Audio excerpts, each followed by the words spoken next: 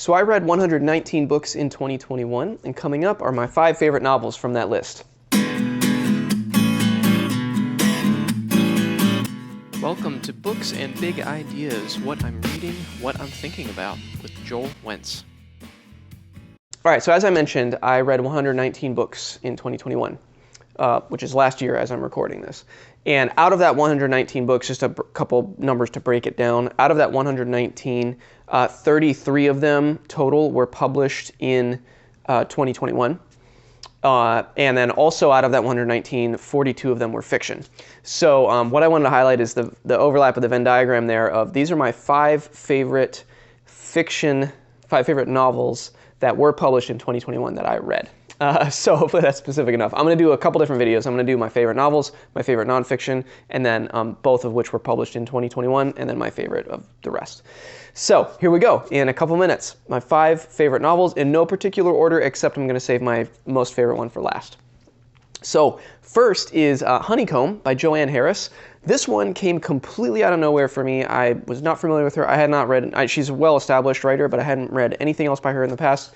I read a blurb on this that intrigued me because I, in particular, love nested stories and interconnected stories. This one's not really nested, but lots of interconnected stories. And what it is it's structurally, it's fascinating. It's actually 100 micro stories. Like, these stories are like 2 or 3 pages each, and they're all fairy tale-ish, but they interconnect in fascinating ways, and they build and build and build and build. By the time you read all 100 of them, that builds out this really, really interesting picture. And I just found myself totally enamored with it because it's structurally so different from anything else I've read. But also, each little story is great, and they feel like classic fairy tales. So if you like that style, then Honeycomb by Joanne Harris, really good, really, really good book. Next is Billy Summers by Stephen King. I love Stephen King. I'm an unashamed Stephen King fan and reader. I've read a lot of his stuff. And Billy Summers is great. It just came out in 2021. It's his latest work. And it's really good. It's also in the spectrum of Stephen King works. There's kind of the horror, supernatural horror stuff, and then he's done a lot more of like crime thriller-ish kind of stuff. And Billy Summers is very much more on the crime thriller side of things, but it's a great premise.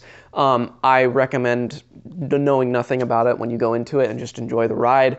But it does have violence, so there is some Stephen King violence and stuff in there. But Billy Summers is great, a great thrill ride. Really like the 2 main characters in it, especially.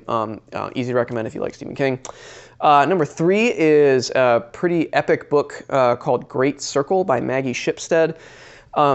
I mentioned that I love interconnected stories, and this has some of that going on, but I also love historical fiction, and this spans quite a breadth of time, mostly the 20th century, but it's also a feminist novel in a sense of it's about a main character who is a woman who is a pilot, so kind of Amelia Earhart style main character who attempts a circumnavigation of the globe. It's really it's a little bit too long, it's very long, but man, it's really good. If you love it, the historical fiction piece is really solid, but then it also bounces back and forth to a modern day story that was not quite as enthralling, but still very good. And overall, the total kind of outcome of the whole book is just really, really impactful. And so that's Great Circle. If you like historical fiction, really good. And this is one of the most fun reading experiences I've had this year is Project Hail Mary by Andy Weir. I really liked The Martian, but in my mind, this blows The Martian out of the water. I mean, this is just an outstanding, fun science fiction romp of a story. And my highest recommendation, if you like sci-fi and you like Andy Weir's style of sci-fi, which is very like science and numbers and math oriented, which this very much is still that. But my biggest recommendation is don't know anything about Project Hail Mary when you go into it. Don't even read the jacket blurb about the plot. Just go into it totally cold and enjoy the ride, kind of like what I said with the Stephen King book. It's just so fun. It's one of the most fun books I've read, really in a long time, let alone 2021. And lastly, what I have to give the nod to is my favorite novel that was published in 2021 is Light Perpetual by Francis Spufford. I had not read anything by him before, but he's highly regarded as a writer in general. But this novel blew me away. It's another interconnected stories novel in a sense, of these 5 kids who in real history were actually killed in a bombing in London in the 40s.